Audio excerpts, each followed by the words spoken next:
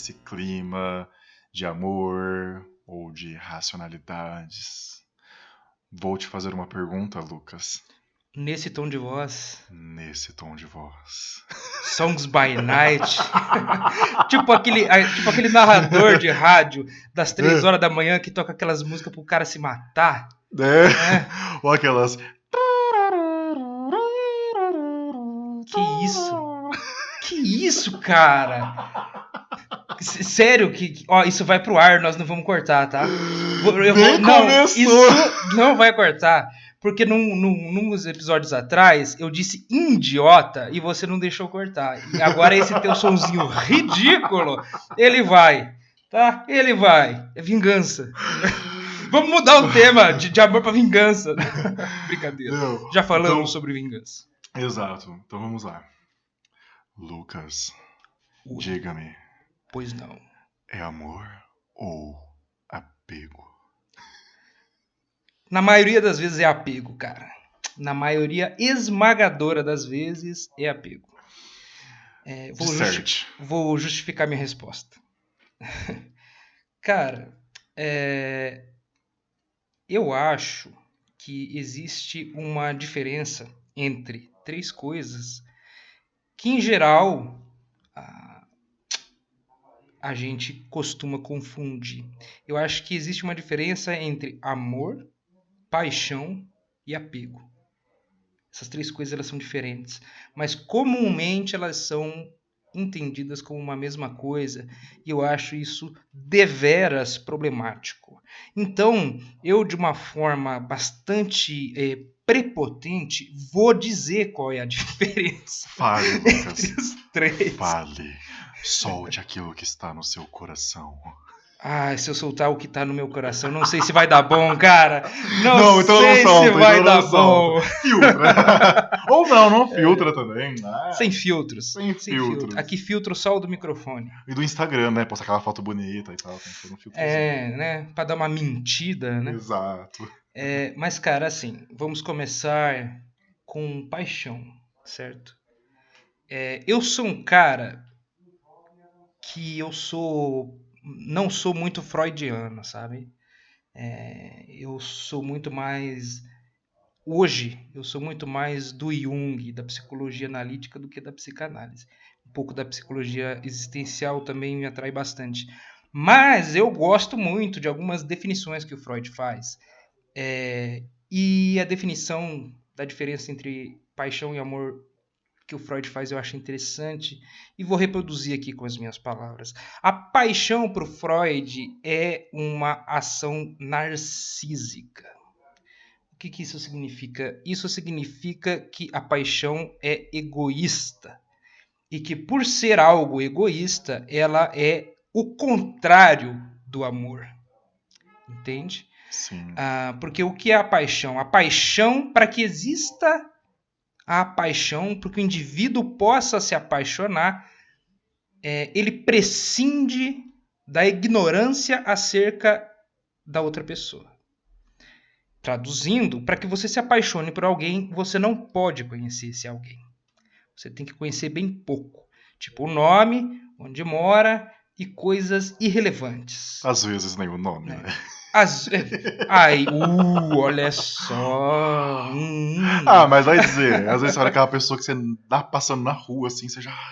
Se apaixona? Se apaixona, né? Nesse sentido, né, isso que você disse me ajuda, porque nesse sentido, nessa vertente que eu estou escolhendo percorrer aqui agora, não existe amor à primeira vista. Não pode existir amor à primeira vista, mas a paixão à primeira vista, sim.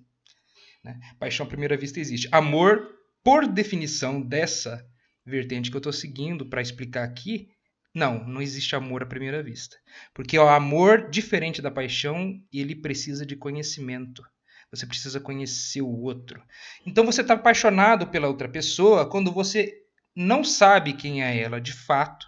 E por você não saber quem é ela de fato, você projeta em cima dela todas as tuas frustrações, todos os seus desejos reprimidos, todos os teus vazios, e você dá para essa pessoa a obrigação de suprir isso tudo, e você projeta nela justamente a solução para essa problemaiada toda sua, e a pessoa nem sabe que tem essa responsabilidade toda em relação a você. Mas você coloca nela a obrigação de suprir os teus vazios, você coloca nela a obrigação de suprir a tua carência afetiva, a tua carência emocional, e você coloca nela a obrigação, pior de todas, na minha opinião, você coloca na outra pessoa a obrigação de te fazer feliz. Ah, meu querido, minha querida, se você não foi capaz de se tornar feliz, não vai ser o outro que vai ser. Mas quando você está apaixonado, você projeta isso no outro.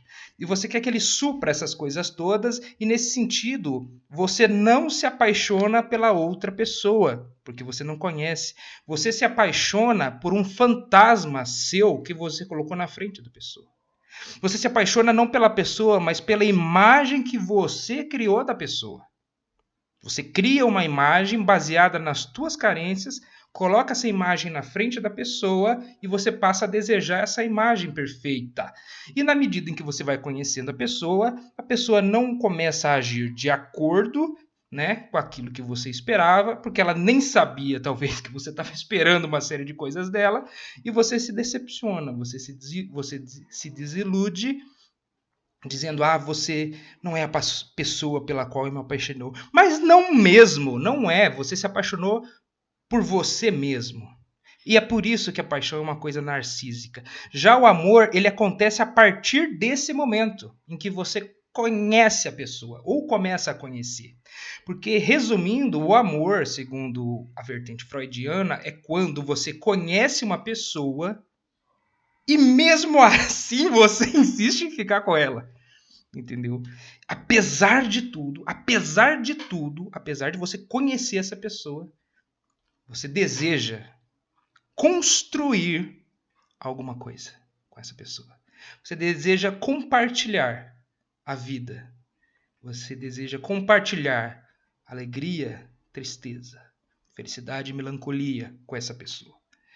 Porque você a conhece, entende? E quando você conhece ela, você admite ela ser aquilo que ela é e não aquilo que você gostaria que ela fosse. Você só pode amar uma pessoa pelo que ela é. Então, quando você percebe que você deseja uma pessoa e não só um desejo puramente carnal sexual, mas um desejo de fato afetivo, emocional, sentimental. Quando você deseja a companhia, você deseja compartilhar a vida com outra pessoa, admitindo todos os problemas dessa pessoa, do jeito que ela é, aí você pode dizer que você ama alguém. Por isso que eu disse que na maioria das vezes é apego e não amor. Às vezes pode ser paixão também, né? Às vezes as pessoas se apaixonam, acham que estão amando, e quando elas chegam no ponto da virada, em que a paixão se transformaria em amor, elas pulam fora.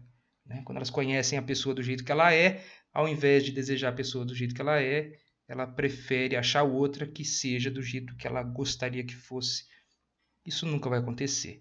E temos o terceiro conceito, que é o do apego. E o apego, ele se resume pelo desejo da posse. Talvez dos três o apego seja o pior. Entende? Porque se o amor ele é uma virtude, digamos assim, ou uma prática absolutamente relacional, ou seja, ela é um movimento de você em direção ao outro, é um movimento do indivíduo para o mundo fora dele. E se ao mesmo tempo a paixão é um movimento do indivíduo em direção a ele mesmo, é um processo totalmente narcísico, o apego ele é uma coisa extremamente possessiva. É o medo de perder. E o medo de perder faz com que o indivíduo faça uma série de absurdos, porque ele tem a ilusão de que possuiu alguém alguma vez na vida. Ninguém possui ninguém. Você não possui nada.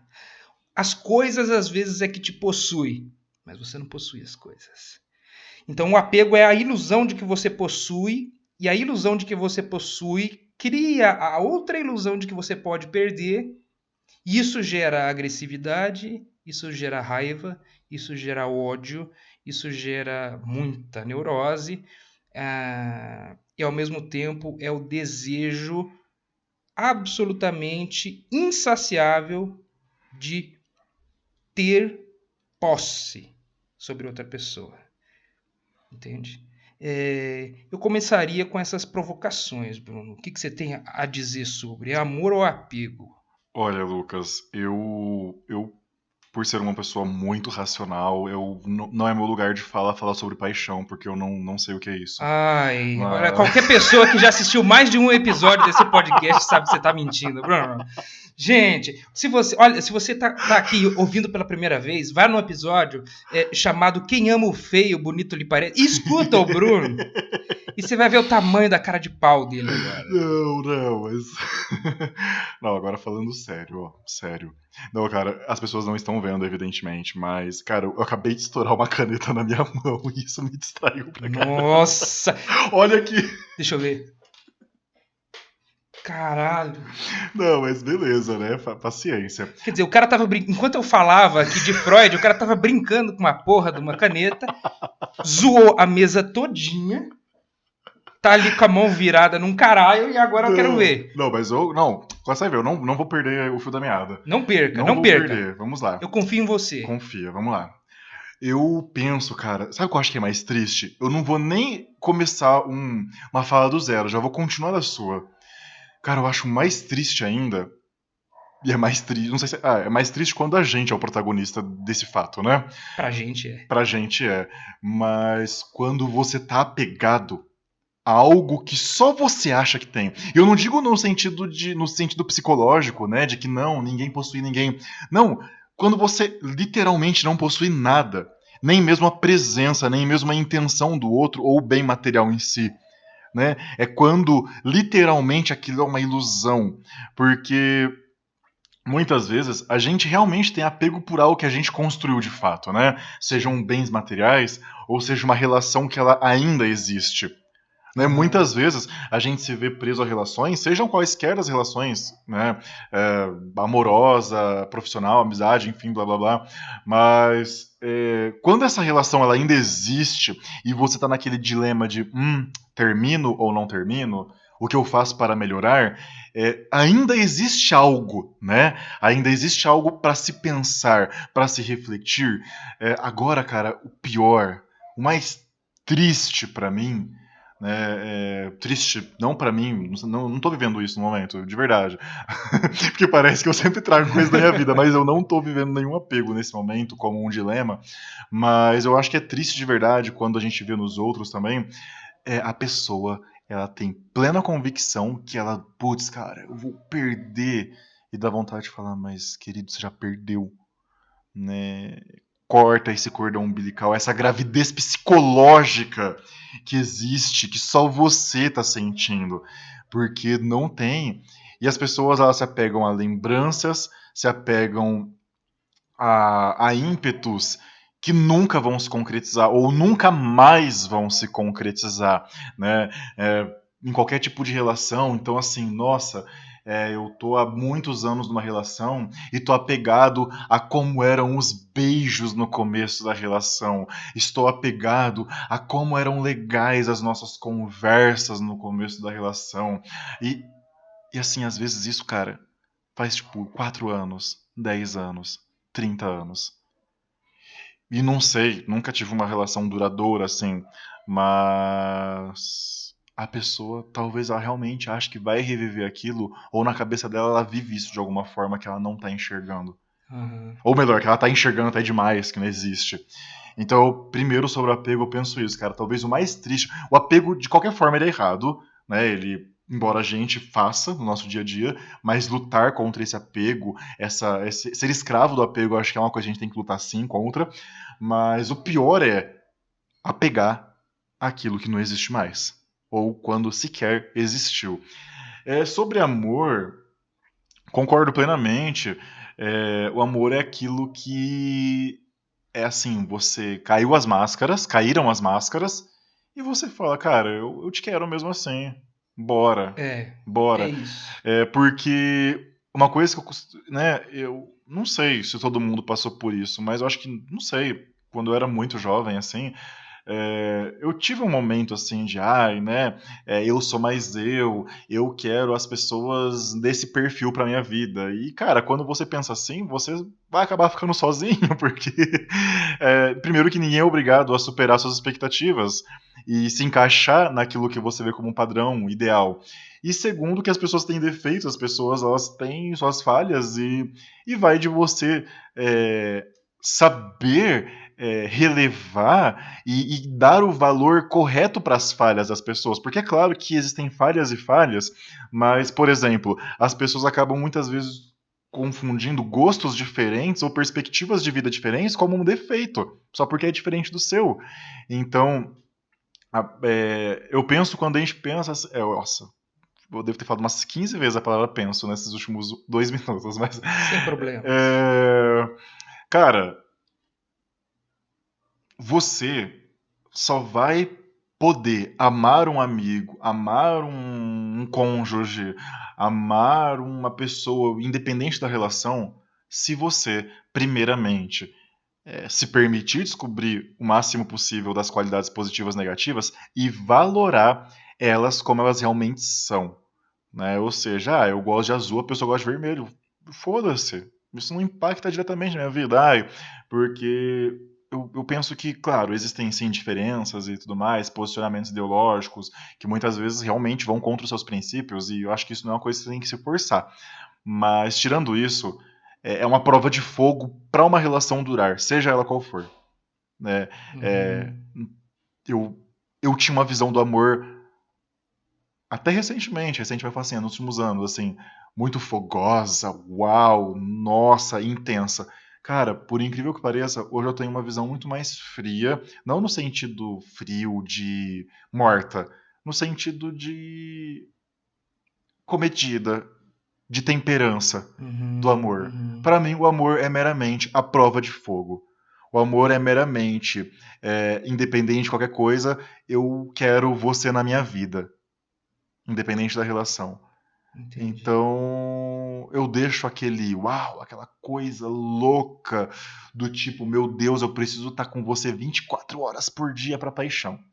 Porque não existe ninguém no mundo que se você descobrir tudo, você vai querer ficar 24 horas. Por mais que você ame, você vai querer ter o tempo sozinho, para você ler, para Sim. você ficar de boinha. Não, não tem.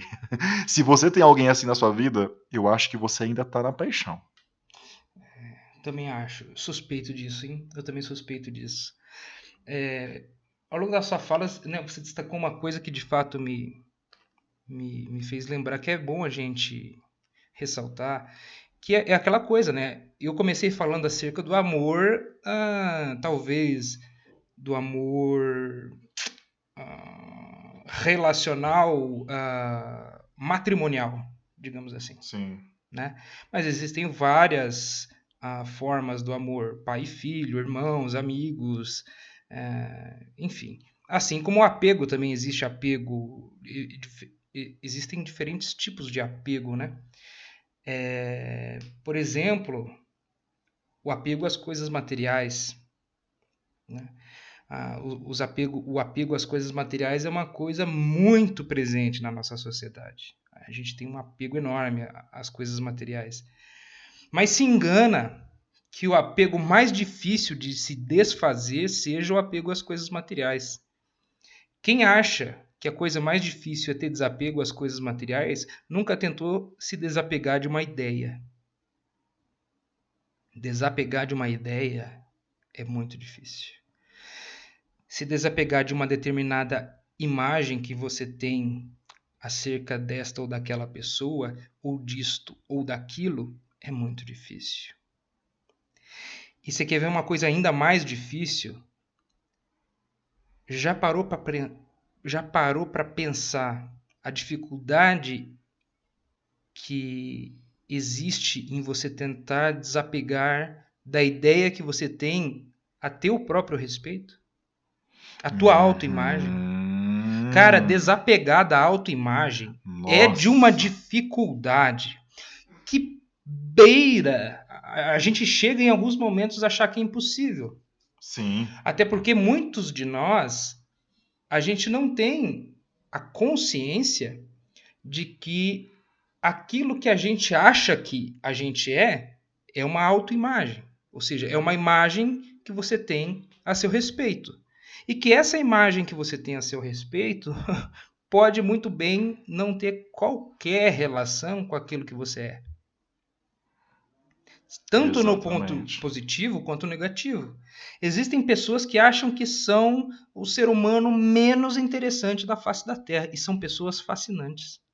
Mas tenta falar para essa pessoa que ela tem que desapegar da ideia que ela formou acerca dela mesma.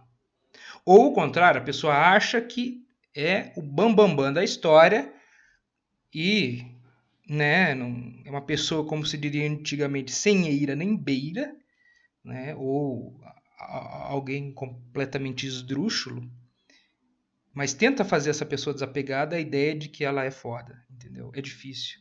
Você desapegar. Eu acho que das ideias, a mais difícil de se desapegar seja a nossa ideia acerca de nós mesmos. E eu diria que a ideia que nós mais precisamos desapegar, às vezes, é justamente a ideia que a gente tem da gente mesmo. Né? Porque quando a gente desapega da imagem que nós temos acerca de nós mesmos, isso nos permite crescer, evoluir, transformar, mudar. Se você não muda a ideia que você tem acerca de si, você não muda. Ô, Lucas, posso fazer uma pergunta?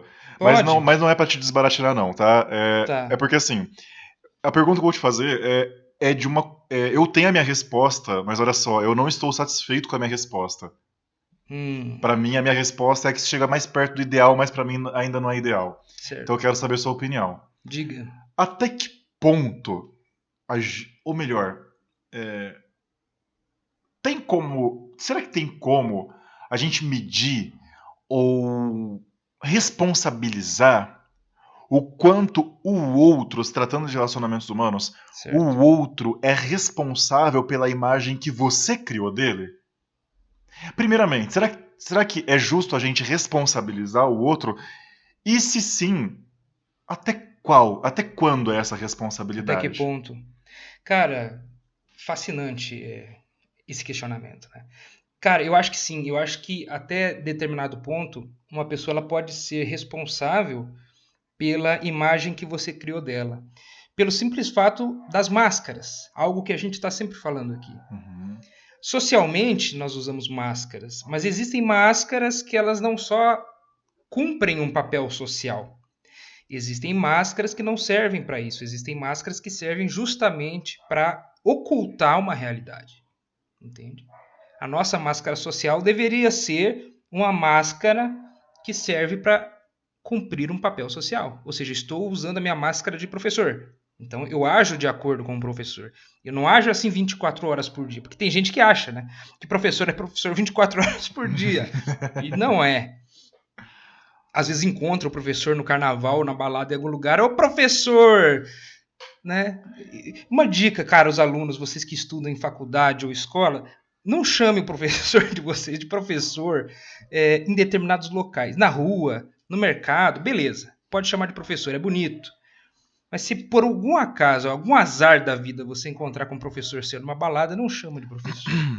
Bom, isso pra mim não tem problema, né, gente? Porque vocês vão me encontrar assim, em retiro religioso, coisas do tipo. Eu não vou a festas, Ah, não olha a curto esse. máscara, olha a máscara.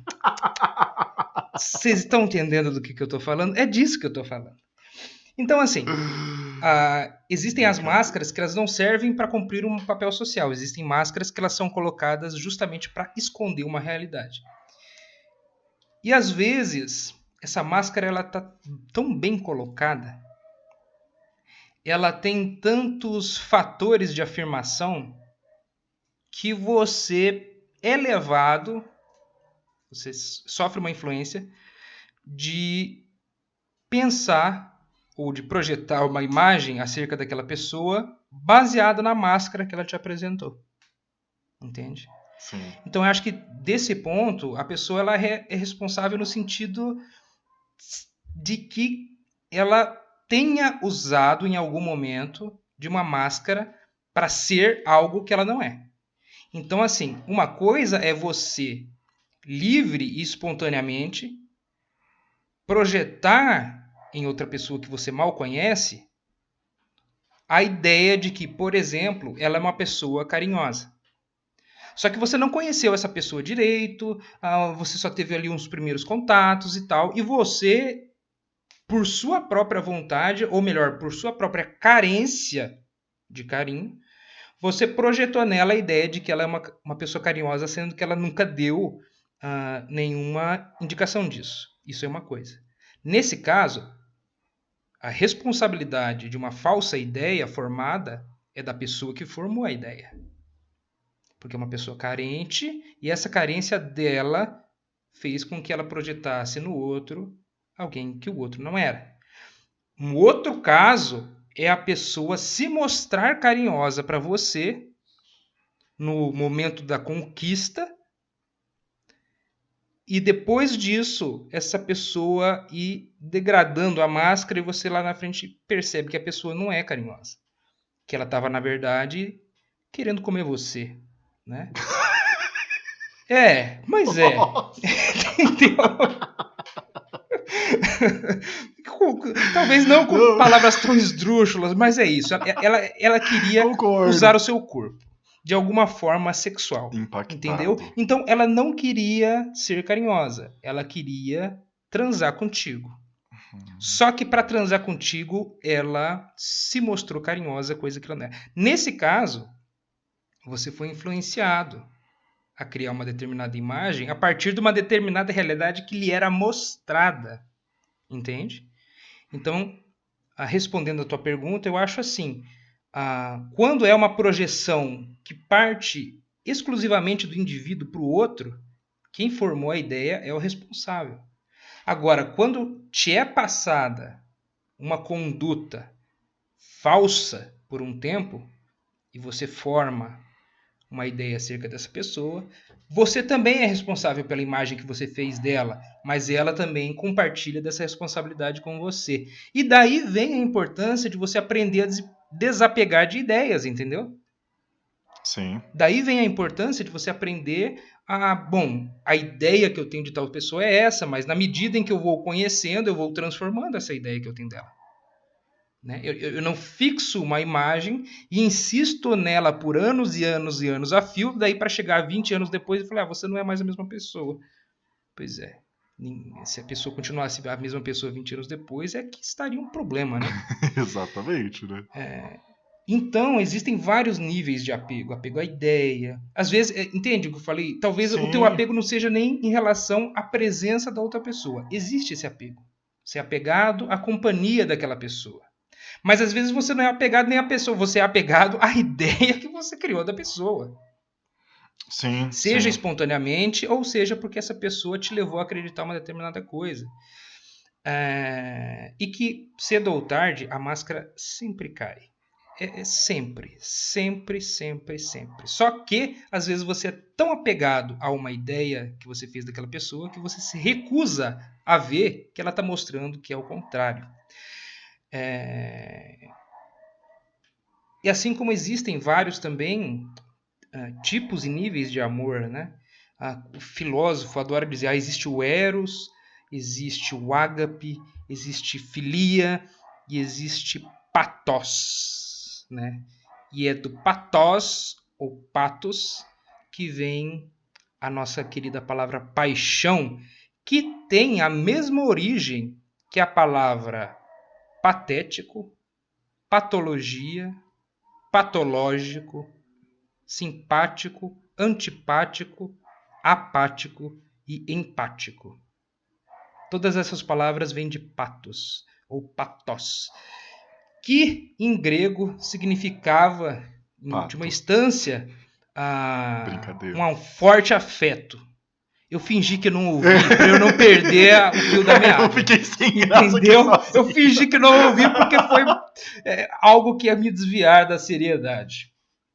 Então, o pathos, ou pathos, ele significava um forte afeto que comumente era tido como sinônimo de sofrimento, né? Não à toa os gregos consideravam a paixão uma doença, mas uma doce doença.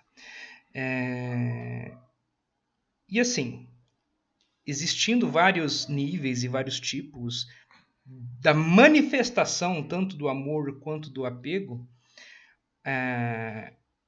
eu acho que você consegue mesmo assim partir de algumas definições mais gerais para que você consiga se orientar e consiga conhecer o que você está sentindo, entende? Se é amor, se é paixão ou se é apego.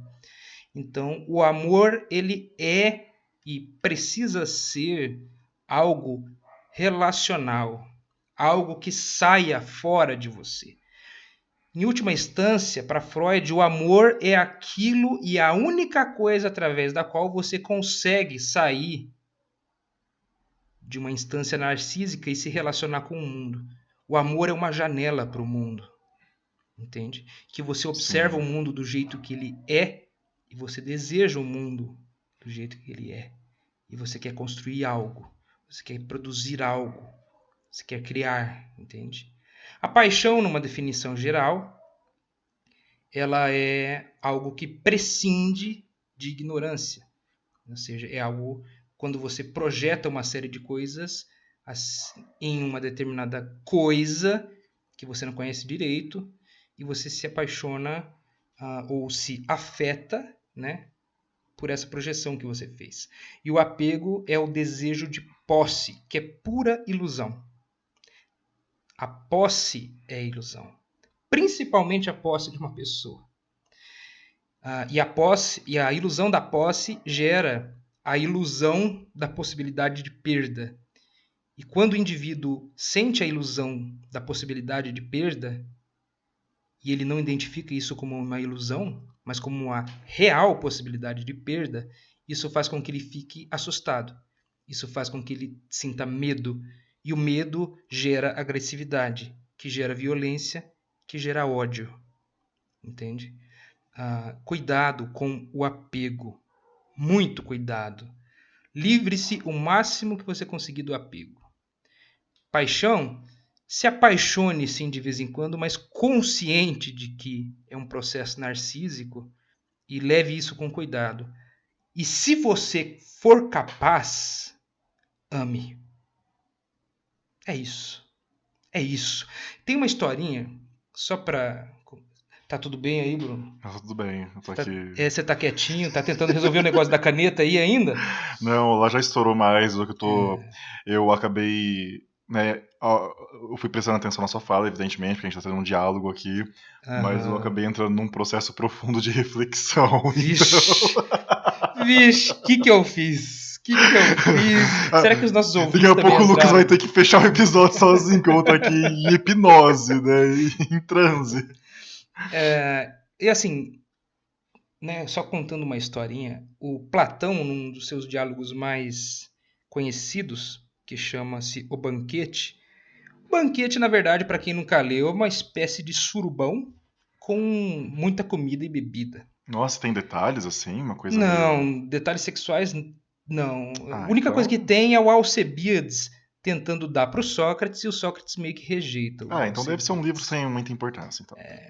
Assim, mas é o que está no livro, né? Na Tô realidade, não sabemos se de brincando. fato Sócrates recusou ao belo Alcebiades, porque isso na Grécia antiga era algo completamente relacionado ao aprendizado. É uma coisa chamada pederastia. Se você não Uhum. sabe o que é pederastia e acham que os filósofos gregos eram todos viados, vá procurar o que é pederastia. É, Então Platão ele conta nesse banquete, na fala de um comediógrafo muito conhecido chamado Aristófanes, ele vai fazer a narrativa do nascimento, do desejo, do amor, né?